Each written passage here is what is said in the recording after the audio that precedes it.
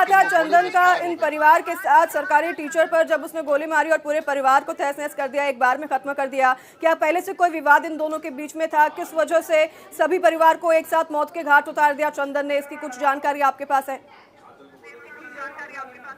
देखिए, पूरा मामला आशनाई का है। पिछले 1.5 सालों से इस जो टीचर थे सुनील की पत्नी के साथ इसका संबंध था, और पिछले 1.5 सालों में ये संबंध बाद में टीचर को भी पता चल गया। तो इस बात को लेके मारपीट भी हुई थी पिछले लगभग 40-45 दिन पहले, और उसके बाद फिर मुकदमा दर्ज कराया गया था। SC/ST एक्ट के तहत मुकदमा दर्ज कराया गया था। इसको गिरफ्तार भी किया गया था, जेल भेजा गया था, और उसके बाद जब ये छूट के आया है तो इसने दोबारा संपर्क करने की कोशिश की थी अपनी प्रेमिका से, लेकिन वो फिर चूंकि मामला गड़बड़ा गया था और FIR हो चुकी थी, तो उसके बाद से फ़ोन पे बातचीत नहीं होती थी। इसी को लेके ये कुंठित चल रहा था, और इसी कुंठा में उसने पहले फेसबुक पे भी एक पोस्ट डाली थी, अपनी बायो चेंज किया था, व्हाट्सएप पे भी बायो चेंज किया था, और चेंज करने के बाद ये कहा था कि 5 लोगों की मौत होने वाली है। तो इसके बाद फिर इसने घर पे पहुंच के बातचीत करने की कोशिश की, और उसी दरमियान कहासुनी हुई, और फिर उसके बाद एक करके चारों लोगों को मौत के घाट उतार दिया था। ये पूरा मामला रहा है।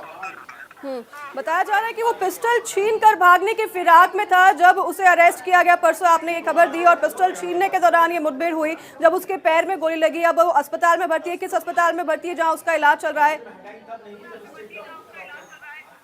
देखिए, उसे सरकारी अस्पताल में भर्ती कराया गया है, CHC में। और ये जो बताया जा रहा है कि कल जब बरामदगी कराने की कोशिश हो रही थी पिस्टल, जिस पिस्टल से हत्या की थी, तो आला कत्ल बोलते हैं, आला कत्ल को जब तलाशने की कोशिश में इसको ले जाया जा रहा था, तो मदन कुमार जो कि SI हैं, SI का पिस्टल इसने निकाल लिया और धमकी देते हुए ये भागने की कोशिश करने लगा। उसी दरमियान इस पे गोली चलाई गई और पैर में गोली लगी। उसके बाद ये गिर गया, और फिर इसको दोबारा इसे गिरफ्तार करके अस्पताल में भर्ती कराया गया, इलाज कराया जा रहा है।